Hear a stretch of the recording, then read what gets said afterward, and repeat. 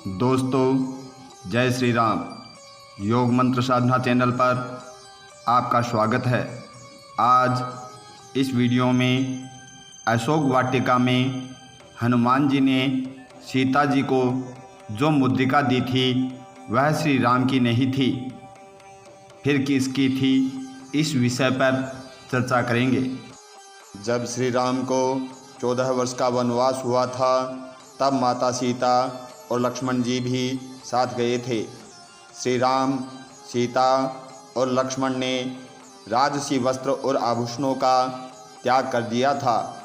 इसके अलावा देवी सीता के पास रत्न जड़ित मुद्रिका थी जो वह कभी नहीं उतारती थी, लेकिन एक बार उतारना पड़ा था। चलिए इस कथा का श्रवण करते हैं। पृथ्वी को शेषनाग जी अपने फण पर धारण करके रखा है और उसका इतना ध्यान रखते हैं कि वह हिले ढुले नहीं। एक बार पाताल लोक में देवतागण, ऋषि मुनि आदि शेषनाग के साथ मंत्रणा कर रहे थे। मंत्रणा के दौरान किसी बात पर सभी लोग हंस पड़े थे। भूमि को धारण किए हुए शेषनाग भी हंस पड़े थे। इस कारण से पृथ्वी हिल गई। तत्क्षण अष्टावक्र जी पृथ्वी को अपने हाथों का सहारा देकर हिलने से रोक लिया था, अन्यथा पृथ्वी पर भूकंप की अवस्था उत्पन्न हो सकती थी। अष्टावक्र जी के इस उपकार से शेषनाग जी अति प्रसन्न हुए। अष्टावक्र जी के इस उपकार के बदले शेषनाग जी ने एक अमूल्य मुद्रिका उपहार स्वरूप अष्टावक्र जी को दी थी और साथ में ये भी निर्देश दिया था कि कभी भी इस मुद्रिका को अपनी अंगुली से ना उतारे।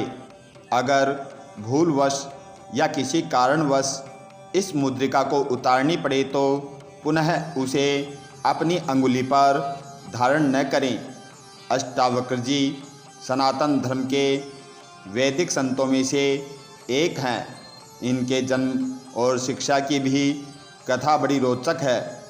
अष्टावक्र जी वह मुद्रिका अपनी अंगुली में हमेशा धारण किए रहते थे। इसी प्रकार बहुत समय बीत गया। अष्टावक्र जी के शिष्य थे राजा अज, जो राजा दशरथ के पिता थे। एक बार किसी बात पर अष्टावक्र जी राजा अज पर अति प्रसन्न हुए। तब अष्टावक्र जी ने वह अमूल्य मुद्रिका राजा अज को उपहार स्वरूप दे दी थी तथा साथ में ये भी निर्देश दिया कि इस मुद्रिका को कभी भी अपनी अंगुली से मत उतारना। किसी कारणवश भूलवश उतारना पड़े तो फिर अपनी अंगुली पर धारण मत करना।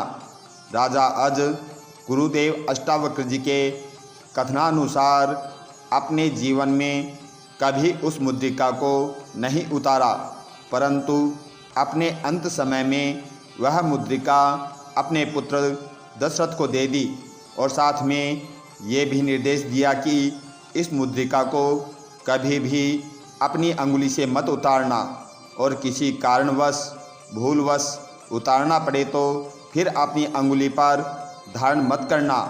पिता द्वारा दी गई मुद्रिका राजा दशरथ कभी नहीं उतारते थे। इसी प्रकार समय बीतता गया और राजा दशरथ के चारों पुत्रों राम, लक्ष्मण, भरत, शत्रुघ्न के विवाह हो गए। एक दिन हमेशा की तरह राजा दशरथ राजसी वस्त्र आभूषण उतारकर भोजन करने बैठ गए। तब कौशल्या जी ने कहा, आज पहली बार आपकी पुत्र वधू सीता ने भोजन बनाया है, आप उसे कुछ भी नेग दिए बिना ही भोजन कर लेंगे क्या? ये सुनकर राजा दशरथ धर्म संकट में पड़ गए, क्योंकि उन्हें पता नहीं था कि आज भोजन सीता ने बनाया है। तब उस मुद्रिका को उतारकर सीता को दे दी और कहा कि इस मुद्रिका को कभी भी अपनी अंगुली से मत उतारना और किसी कारणवश उतारना पड़े तो फिर अपनी अंगुली पर धारण मत करना। समय बीतता गया, राम का राज्याभिषेक करने की तैयारी हुई। तब कैकेयी के कारण राम को 14 वर्ष का वनवास मिला। तब राम, लक्ष्मण और सीता तीनों ने उसी दिन वन की ओर प्रस्थान किया। तब भगवान राम गंगा पार करने के लिए केवट से नौका मंगाई थी। इस नौका के पीछे भी एक कथा है। एक बार देवराज इंद्र की सभा में गंधर्व चित्रकेतु गीत सुना रहे थे। वहाँ सभी देवी देवता और ऋषि मुनि भी थे। उन ऋषियों में ऋषि दुर्वासा भी मौजूद थे। गीत चल रहा था। इसी दौरान चित्रकेतु से व्यंग हो गया। इस पर दुर्वासा कुपित हो गए और चित्रकेतु को वृक्ष होने का श्राप दे दिया। इस पर चित्रकेतु के दुर्वासा ऋषि से क्षमा याचना करने पर द्रवीभूत हो ऋषि दुर्वासा ने उसे क्षमा कर दिया और कहा, त्रेता युग में जब श्री राम वनवास के समय गंगा पार जाने के लिए केवट से नौका मंगाएंगे, तब तुम्हारे वृक्ष से बनी नौका पर पाँव रखेंगे, तब तुम्हारा उद्धार होगा। इसलिए भगवान श्री राम चित्रकेतु के उद्धार और ऋषि दुर्वासा के वचनों को सत्य करने के लिए केवट से नौका मंगाई थी। केवट भगवान श्री राम को नौका में नहीं बैठा रहा था। केवट ने श्री राम से कहा, प्रभु आपके चरणों के प्रताप से एक पत्थर नारी बन गया। आपके चरणों में कोई जादू है। कहीं आपने मेरी नौका पर पाँव रखा और नारी बन गई तो मैं अपने परिवार का भरण पोषण कैसे करूँगा। तब श्री राम ने कहा, भाई कोई उपाय होगा जिससे हम गंगा पार जा सकें। तब केवट ने कहा, प्रभु मैं आपके चरणों को धोऊंगा, इसके बाद आपको नौका पर पाँव रखने दूंगा। तब राम ने सीता और लक्ष्मण की ओर देखा और केवट से कहा, ठीक है भाई, जैसा तुम उचित समझो। तब केवट ने कठोता मंगवाकर गंगा जल से भगवान श्री राम के एक चरण को धोकर कहा, प्रभु आप अपने पैर नीचे रखोगे तो फिर मिट्टी लग जाएगी। प्रभु आप ऐसा कीजिए, आप अपना ये पैर मेरी पगड़ी पर रख लीजिए। केवट ने अपनी पगड़ी जमीन पर रख दी और भगवान का एक पैर अपनी पगड़ी पर रखवा लिया और दूसरा पैर अब धोने के लिए तैयार हुआ। तब केवट ने कहा, प्रभु आपका दूसरा पैर मैं धो रहा हूँ, कहीं आप लड़खड़ा नहीं जाएं, इसलिए आप अपना हाथ मेरे सिर पर रख लीजिए।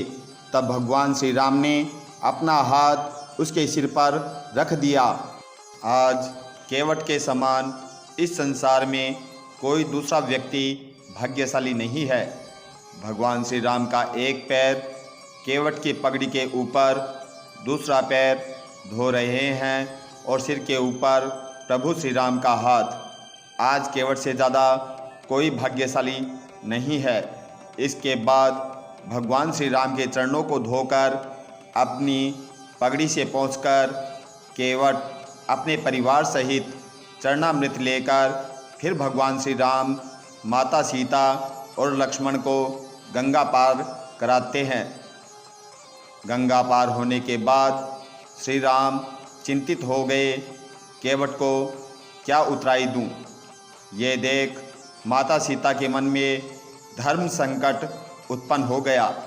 तब माता सीता ने अपनी मुद्रिका उतारकर श्री राम को दी। श्री राम केवट को मुद्रिका देने लगे। तब केवट ने कहा, नाई सिन नाई लेत धोबी सिन धोबी लेत, देकर मजूरिया जाति को न बिगाड़िए। प्रभु आए मोरे घाट तो पार मैंने उतार दीने, जब आऊँगा मैं तोरे घाट तो पार मोही उतारिए। तब केवट के मुद्रिका नहीं लेने पर श्री राम ने वह मुद्रिका धारण कर ली, क्योंकि सीता जी पुनः उसे धारण नहीं कर सकती थी, इसलिए उसे राम ने धारण कर लिया।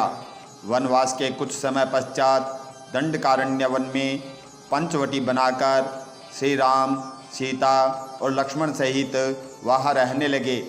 उस जगह रावण की बहन शूर्पणखा आई। तब लक्ष्मण ने उसके नाक और कान काट दिए थे। उसके बाद लक्ष्मण कहीं गए हुए थे। उसी समय अग्निदेव का आगमन हुआ। अग्निदेव ने श्री राम से प्रार्थना की, अब सीता हरण का समय आ गया है, अतः आप देवी सीता को मेरे पास छोड़ दें एवं वेदवती की ऊर्जा रूपी छाया सीता को आप अपना लीजिए। जब रावण पर विजय प्राप्त कर आप सीता को प्राप्त करेंगे और उसकी अग्नि परीक्षा लेंगे, उस समय आपको माता सीता को लौटा दूंगा। इसी कार्य हेतु देवताओं ने मुझे यहाँ भेजा है। तब श्री राम ने लक्ष्मण को बताए बिना देवी सीता को अग्निदेव के पास सुरक्षित छोड़ दिया। वेदवती ऊर्जा छाया रूपी सीता बनकर प्रकट हुई, जिसमें सभी गुण, स्मृतियाँ और वस्त्र गहने आदि सब कुछ माता सीता के समान ही थे। उसे अपने पास रखा। इस बात का लक्ष्मण को भी ज्ञान नहीं था। तब बहन शूर्पणखा के कहने पर रावण ने सीता का हरण कर लिया। तब राम और लक्ष्मण सीता को वन वन ढूंढ रहे थे। तब अरुण पुत्र जटायु ने श्री राम को बताया, सीता हरण हो गया है, उसे दुष्ट रावण हर कर ले गया है। सीता की खोज में जब हनुमान जी निकले, तब राम ने वह मुद्रिका अपनी अंगुली से उतारकर हनुमान को दी और कहा, यह मुद्रिका सीता को दोगे तब वह पहचान जाएगी और समझ जाएगी तुम मेरे भेजे हुए दूत हो। इस तरह हनुमान समुद्र पार कर लंका में सीता को अशोक वाटिका में खोजकर वृक्ष के ऊपर से वही मुद्रिका सीता के आगे डाली थी। सीता ने देखा और उस मुद्रिका को पहचान गई। तब हनुमान सामने आए और उन्होंने अपना परिचय दिया। तब सीता को विश्वास हो गया, ये रामदूत हनुमान है। तब उस मुद्रिका को माता सीता ने पुनः धारण कर लिया। उसके पश्चात लंका विजय के बाद माता सीता आई। तब अग्नि परीक्षा हुई। उस अग्नि परीक्षा में वेदवती ऊर्जा रूपी छाया सीता समाहित हो गई। असली सीता को अग्निदेव ने प्रकट कर दिया। ये है इस मुद्रिका की सच्चाई। अगर आपको ये वीडियो अच्छा लगे तो आप इस चैनल को लाइक करें, शेयर करें और सब्सक्राइब करें। जय श्री राम।